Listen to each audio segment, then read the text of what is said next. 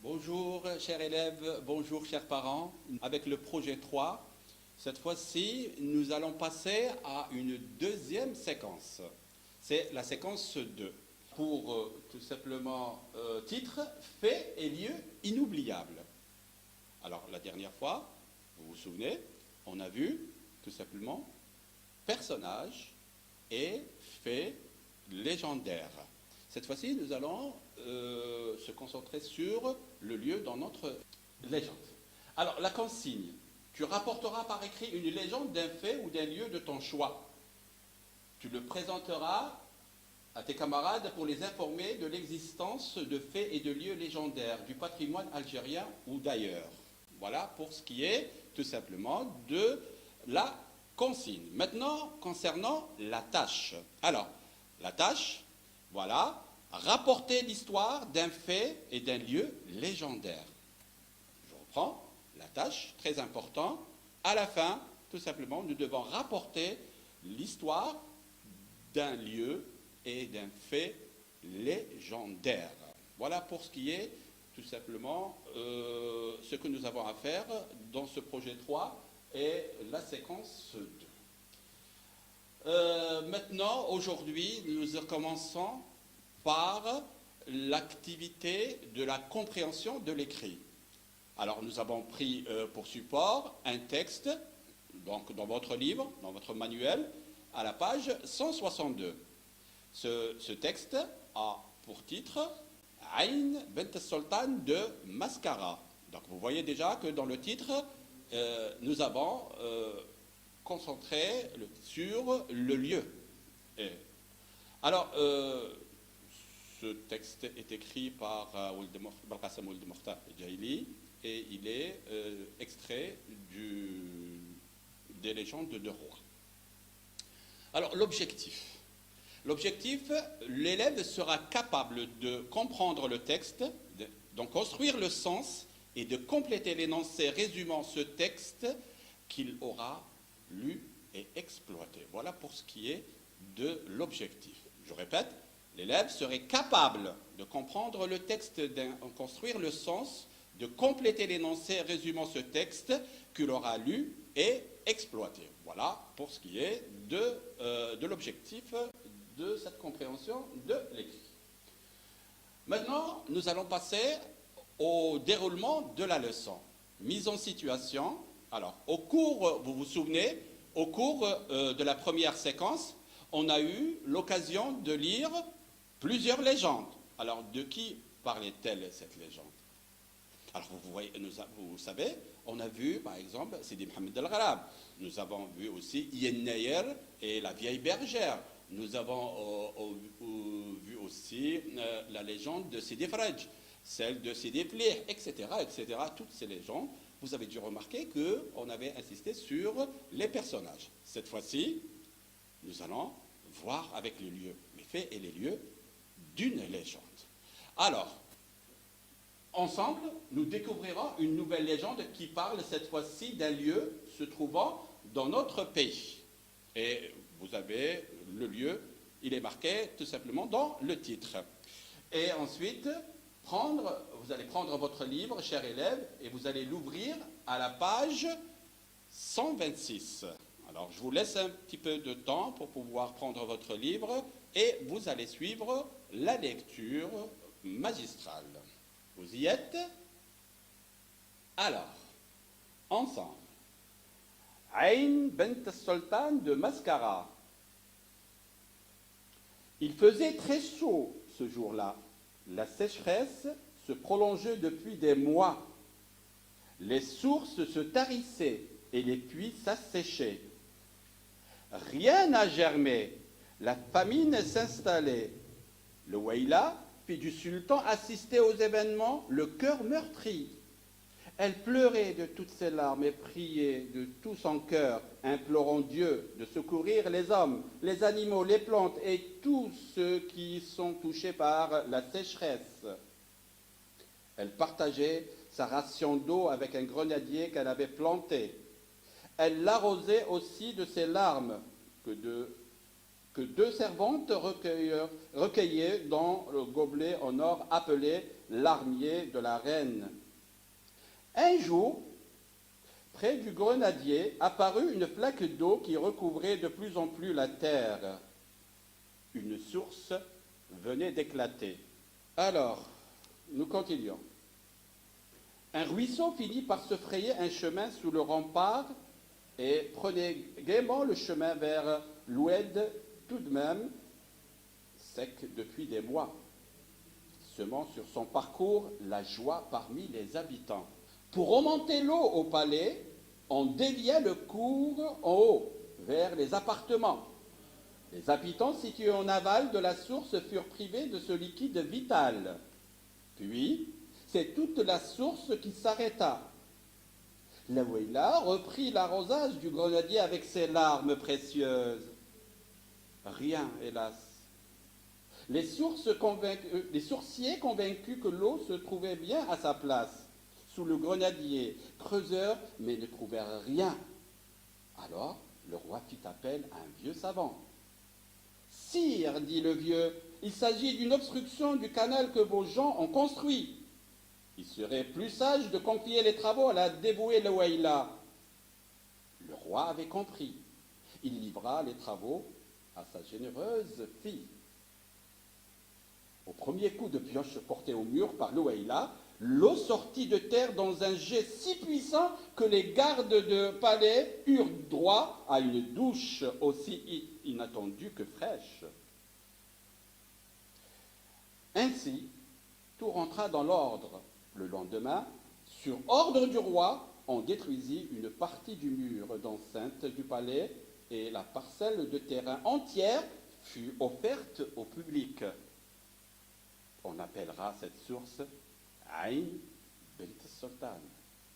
Donc, d'après Belqasem Ould de Mukhtar Hajjail, tiré du livre Légende de roi. Alors j'espère que vous avez suivi avec moi.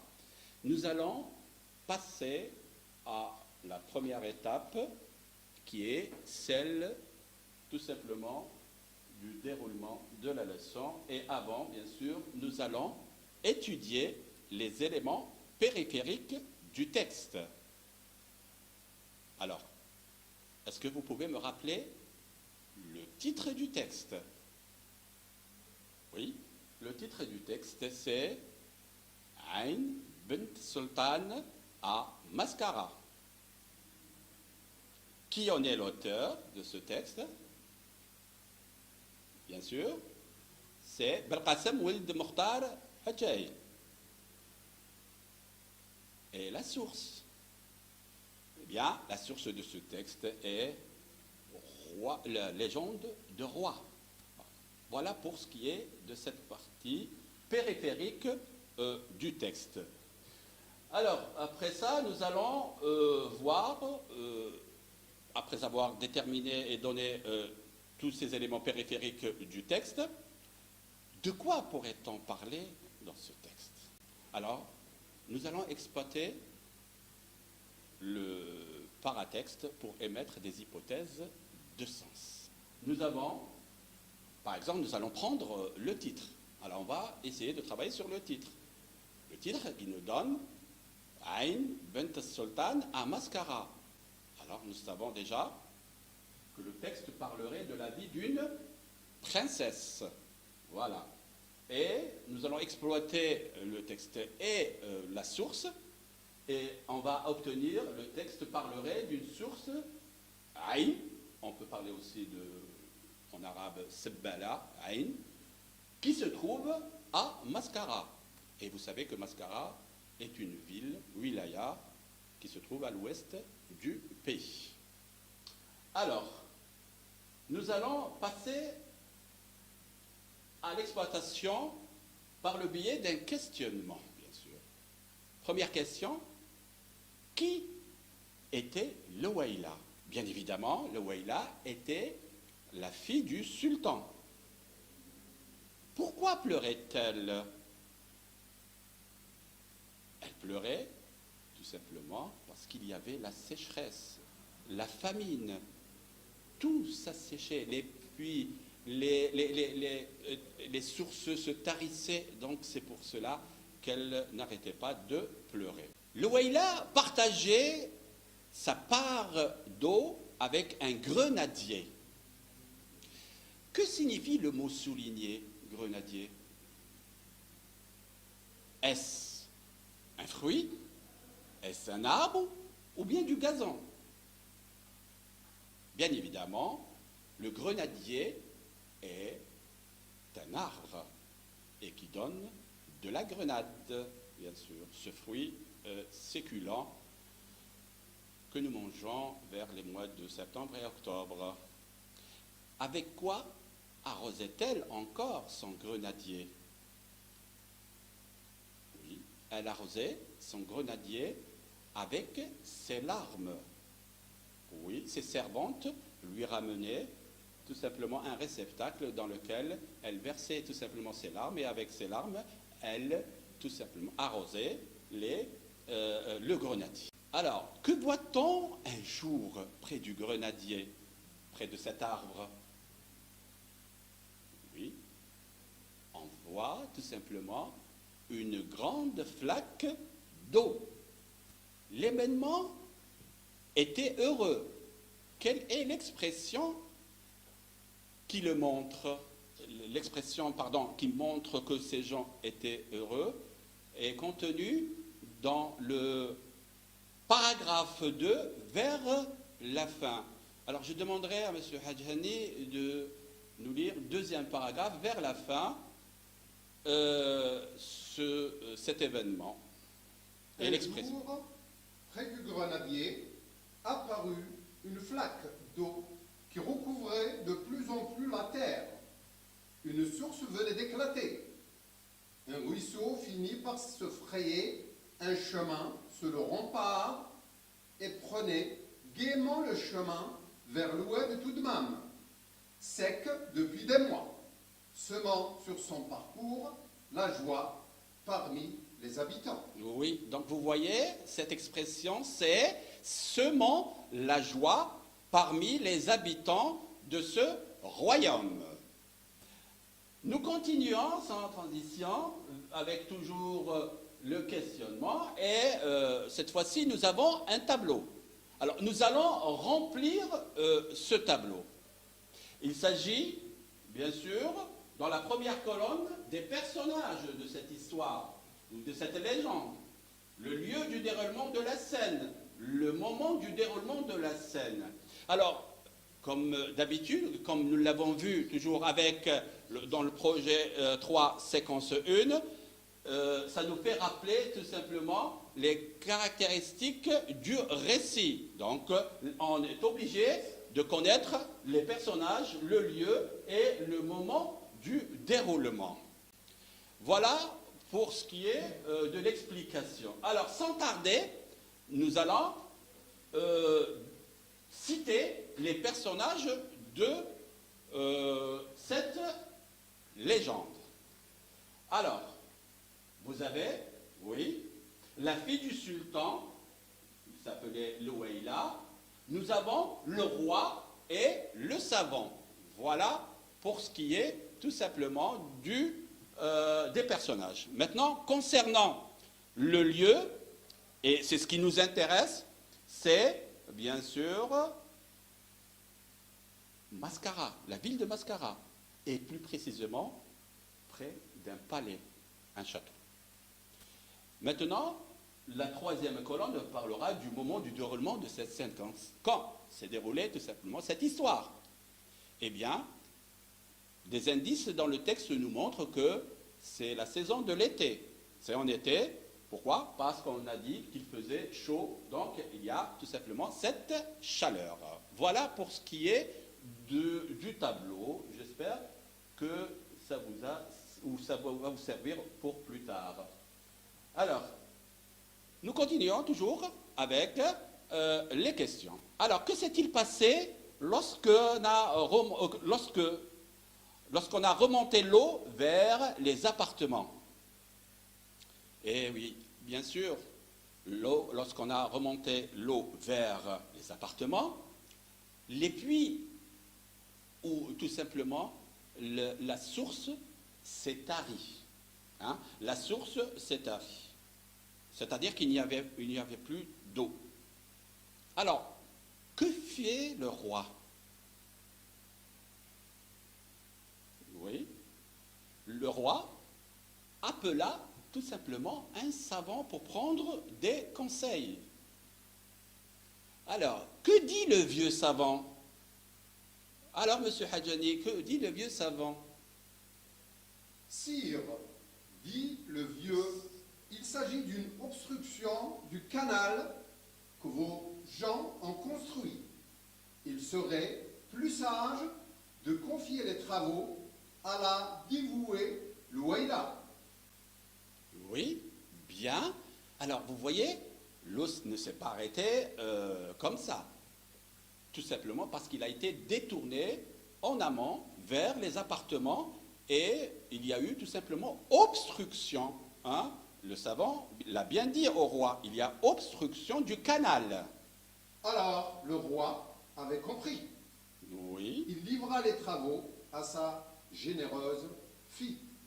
Voilà. Donc, le roi avait compris, comme vient de le dire M. Hadjani. Donc, comment appelle-t-on cette source? Sans plus tarder, cette source, on appelle cette source Ain Bint Sultan. Et on me demande tout simplement de relever du texte le mot qui renvoie à la... qu'offrit le roi au public? J'avais oublié cette question. Oui. Le roi offrit tout simplement l'espace qui se trouvait près du palais et à côté de cette source, et il offrit tout simplement cette source à sa population et à son public. Maintenant, relevez-moi du texte les mots qui renvoient à la sécheresse. Les mots qui renvoient à la sécheresse sont tarissé, vous avez la famine, vous avez s'assécher, vous avez donc, voici trois mots qui font partie du vocabulaire de la sécheresse. On me demande ensuite de trouver l'antonyme du mot souligné. Nous avons le mot près du grenadier. Le mot souligné, c'est le mot près. On me demande l'antonyme. Ça veut dire le contraire de ce mot souligné. Et là, près du grenadier, ça veut dire loin du grenadier. Donc près, loin. Voilà, donc ce sont deux mots qui s'opposent. Voilà, c'est ça ce que nous appelons par les antonymes.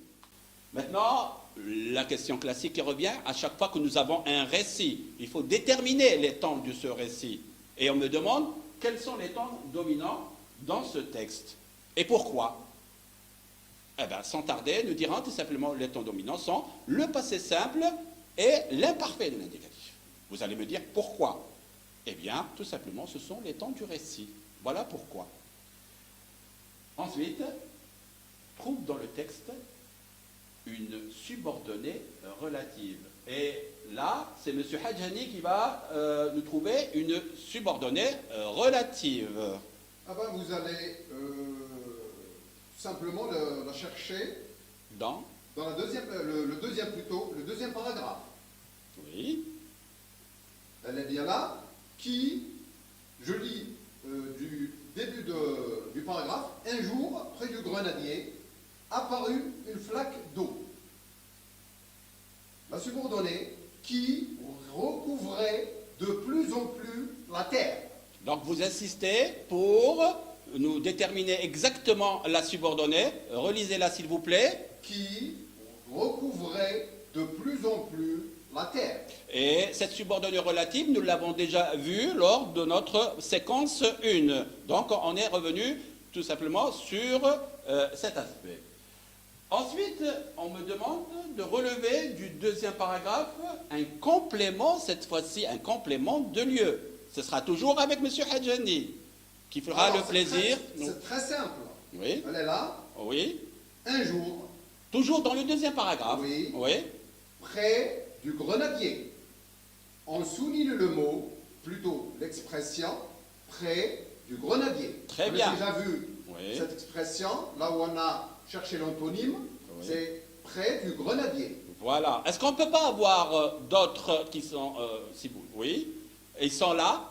À côté, vous continuez à lire et vous trouverez tout simplement d'autres. Par exemple, sous le rempart. Hein? Voilà un deuxième indicateur de lieu. Vers l'oued. Vers l'oued. Très bien. Alors, petite précision, on reviendra justement dans la séance de vocabulaire sur ces indicateurs de lieu. Voilà. Donc, maintenant, ces parents, nous sommes, je le rappelle, dans la légende. Et nous avons, au début, parlé de la définition de la légende, où se mêle l'aspect réel et l'aspect imaginaire ou extraordinaire, etc. Donc, dans ce texte, nous travaillons sur un tableau, aspect réel, aspect légendaire, comme nous l'avons fait lors de la séquence 1. Pardon. Alors, pour ce qui est de l'aspect réel, donc nous pourrons citer d'abord la chaleur. Il faisait chaud ce jour-là. On pouvait aussi... L'été. Oui, c'est l'été, c'est la période de l'été. On parle de cette fille, le Weila, qui n'arrêtait pas de pleurer et qui avait de la peine parce qu'il y avait cette sécheresse qui s'installait près de son palais ou dans son royaume. Nous passons maintenant à l'aspect légendaire. Et l'aspect légendaire, c'est tout simplement la fille, le Weila, pleurait. Et ses larmes arrosaient le grenadier. Donc elle arrosait le grenadier avec ses larmes. Est-ce que c'est possible? Bien évidemment, ça reste une légende. Et là aussi, d'un coup de pioche, la source éclata. Alors que, auparavant, les habitants de ce royaume n'arrivaient pas à trouver tout simplement l'eau qui était pourtant là, près du grenadier. Et là, on pourra parler tout simplement de Baraka, parce que cette fille n'arrêtait pas, elle était pieuse, elle n'arrêtait pas de prier Dieu pour qu'il y ait tout simplement de l'eau et bannir cette sécheresse. Voilà. Aspect réel, la ville de Mascara. Hein, la ville de Mascara, elle est là. C'est une wilaya, donc c'est réel. Tout le monde connaît la ville de Mascara. Ensuite, nous avons, il faisait chaud, bien sûr, c'est l'été. Chaque fois qu'il y a l'été, il y a la chaleur. Et quand il fait très très chaud, la sécheresse. Donc, c'est un phénomène que nous rencontrons souvent dans notre pays, puisque c'est un pays qui est très chaud et qui contient le désert. Maintenant, pour ce qui est de l'aspect légendaire, vous avez exclusivement l'éclatement de la source, vous avez le tarissement de la source, et elle arrosa le grenadier de ses larmes. Voici donc le côté légendaire dans le texte. Donc vous voyez, le réel et le légendaire se mêlent, et nous avons bien sûr la légende. On passe en dernier et enfin à la synthèse. Et là, on va revenir sur ce que nous avons dit concernant les objectifs de cette compréhension de l'écrit. En te basant sur le texte que tu viens d'exploiter, complète l'énoncé suivant. Alors, je vais lire. Lawaïla, fille d'un, avait planté pour l'arroser en période de sécheresse. Elle utilisait avec lui sa ration d'eau. Un jour, une éclata près du grenadier. Celle-ci fut appelée bint sultan en hommage à la Louaïla. Alors, une petite seconde pour vous laisser un peu le temps de remplir ces vides pour pouvoir avoir, en résumant cette légende.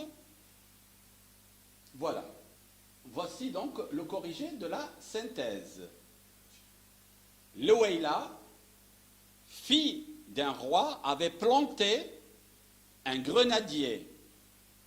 Pour l'arroser en période de sécheresse, elle utilisait ses larmes et partageait avec lui sa ration d'eau.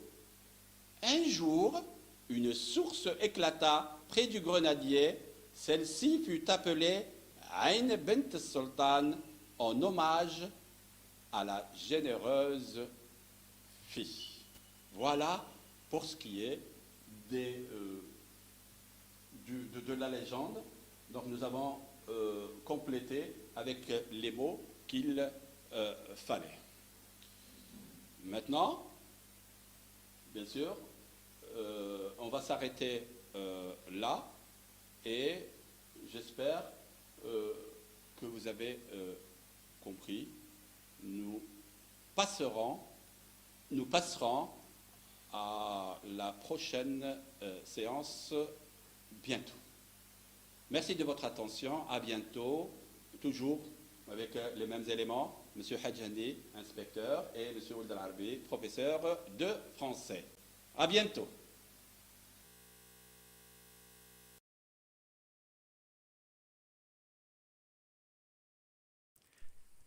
شكرا على المشاهدة. لا تنسوا الاشتراك في القناة، الضغط على الجرس، الإعجاب بالفيديو.